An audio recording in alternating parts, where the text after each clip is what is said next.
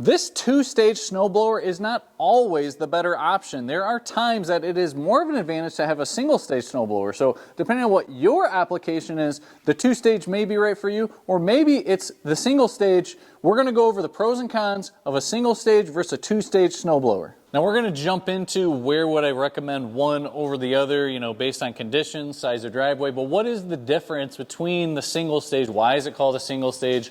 Why is this called a two-stage snowblower? So just looking in here, you've got one thing spinning, one propeller. It's a single stage. Consider that a stage. If you look at what this looks like on a two-stage, you've got these impellers that are spinning this way, and you also have one spinning in opposite direction. That's what makes it a two-stage snowblower.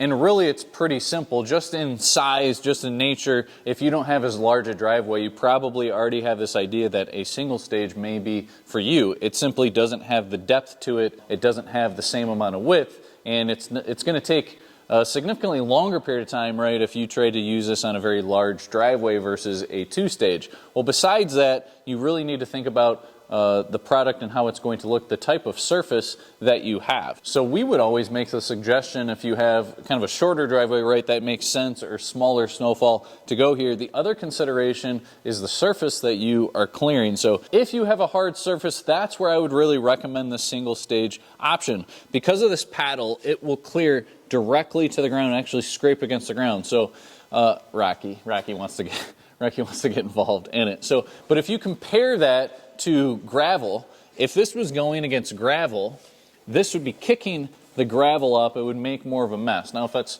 super hard and packed down gravel, possibly a different story. You know, but that's the difference if you move over to the two-stage. If you had gravel, you're going to notice on the side of these two-stage snowblowers that you actually have these feet, and you can.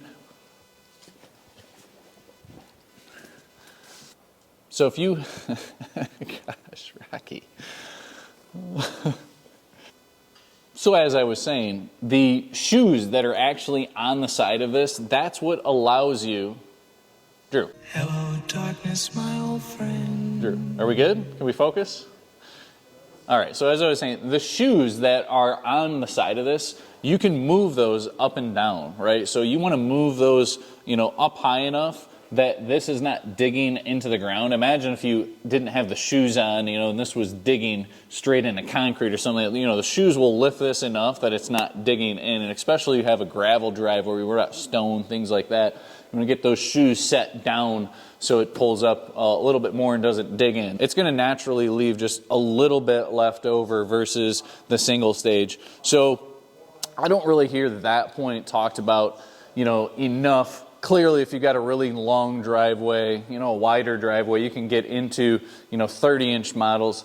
You know, this is a 24-inch, but of course, if you have something bigger and it's a hard surface, you still probably want to go this way, just for how wide that is. And then you can clearly see the height difference of what this could possibly clear.